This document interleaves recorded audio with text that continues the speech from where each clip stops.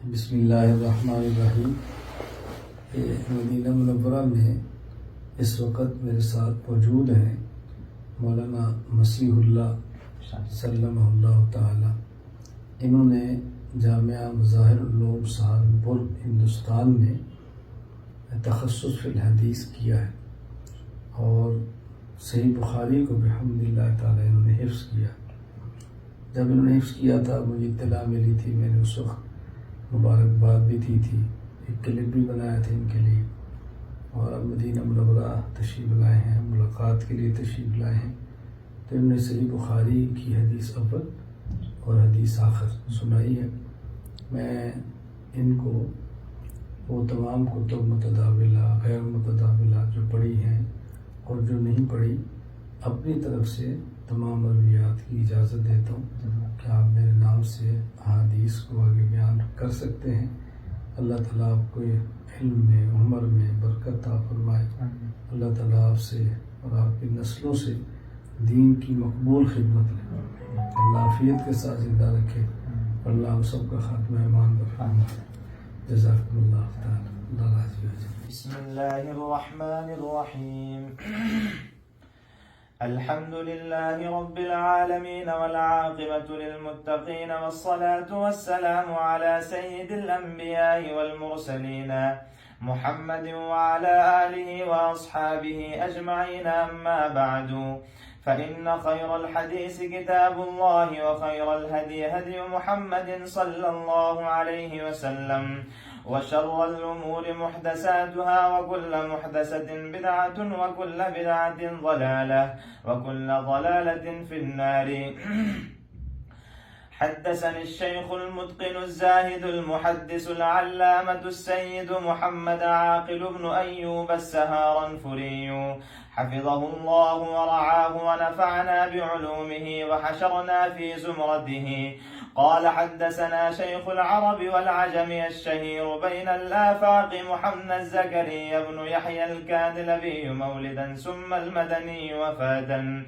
قال حدثنا الشيخ خليل أحمد السهارنفري قال حدثنا الشيخ محمد مظهر النانوتبي وعبد القيوم البدهانبي قال حدثنا الشيخ محمد إسحاق الدهلبي قال حدثنا سراج الهند الشيخ عبد العزيز الدهلبي قال حدثنا الإمام ولي الله بن عبد الرحيم الدهلبي قال حدثنا الشيخ أبو طاهر محمد بن إبراهيم الكردي المدني قال حدثنا الشيخ أبو إسحاق إبراهيم بن الحسن الكردي الكوراني الشارزوري قال حدثنا الشيخ أحمد بن محمد القشاشي قال حدثنا أبو المواهب أحمد بن عبد القدوس الشنابي قال حدثنا الشيخ شمس الدين محمد بن أحمد بن حمزة الرملي قال حدثنا شيخ الإسلام زين الدين زكريا بن محمد الأنصاري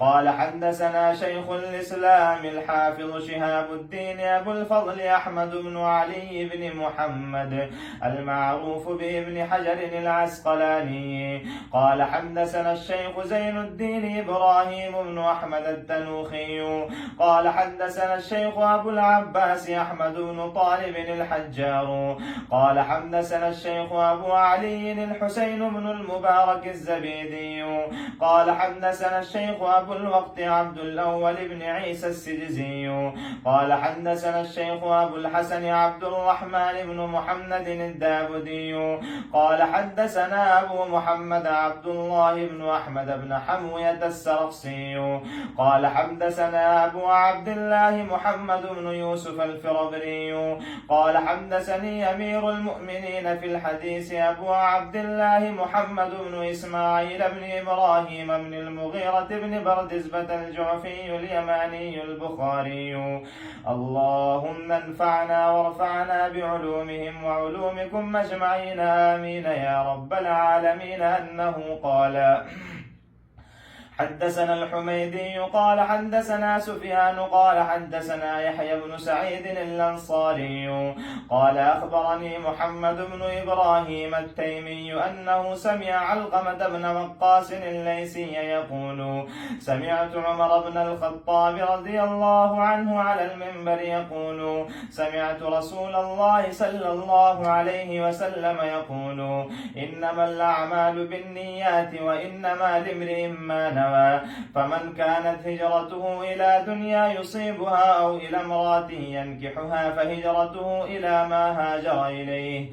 باب قول الله ونضع الموازين القسط ليوم القيامة وأن أعمال بني آدم وقولهم توزن. وقال مجاهد القسطاس والعدل بالرومية ويقال والقسط مصدر المقسط وهو العادل وأما القاسط